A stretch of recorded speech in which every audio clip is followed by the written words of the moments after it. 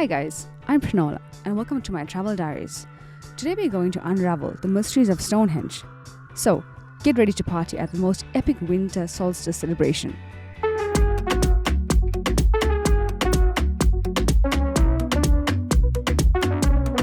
Just outside the circle of the Stonehenge, as you can see, the sun is just setting.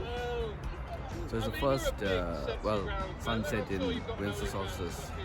And tomorrow morning, on 22nd, will be the first sunrise after the Winter Solstice. So I feel very lucky to get a chance to be a part of this.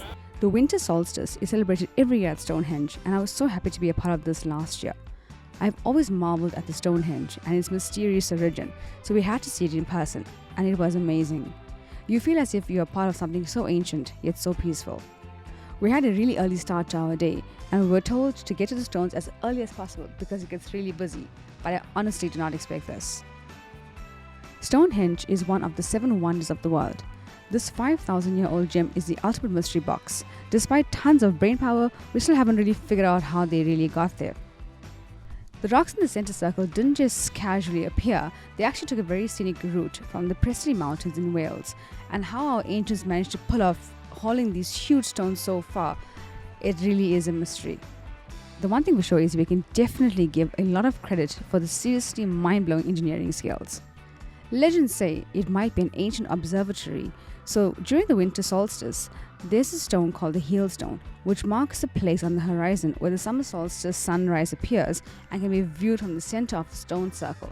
We can also track the sunrise through the stones during the winter solstice, and this really blows my mind to think that our ancient civilizations were able to construct something so great that was able to actually track seasons.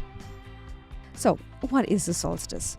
The winter solstice marks the shortest day and the longest night of the year in the northern hemisphere, and it's opposite for the southern hemisphere. It occurs around the 21st to the 22nd of December. This astronomical event happens because of the tilt of the Earth's axis and its orbit around the sun. Now, let's talk legends and folklore. Giants, gods, wizards, and even the devil himself have been thrown into the Stonehenge mix.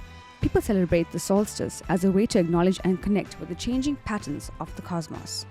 So when we got there, we noticed a whole bunch of people dressed up and carrying drums with them and wondered why.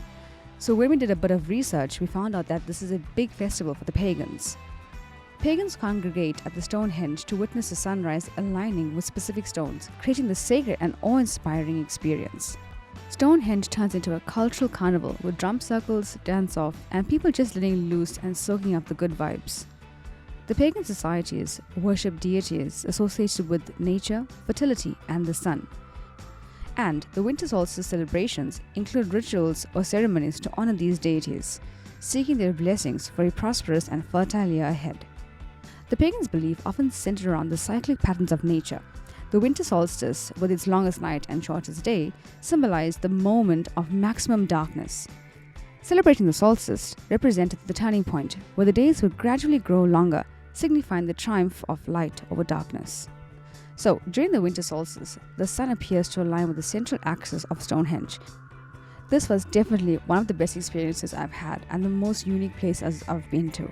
So if you are a lover of all things ancient or want to see the wonders of the world, then Stonehenge is a place for you. So we had stayed at a place called the Stones Hotel, which is not too far off from the Stonehenge monument. However, getting an Uber to and from there was quite difficult, so we had to actually call a cab, which was quite pricey. So when you're visiting the Stonehenge monument, I suggest you get a place that's actually quite closer to it. And if you can't do that, then budget for the cab fares because it is quite pricey. I hope you've enjoyed seeing Stonehenge with us, and we will see you in the next one.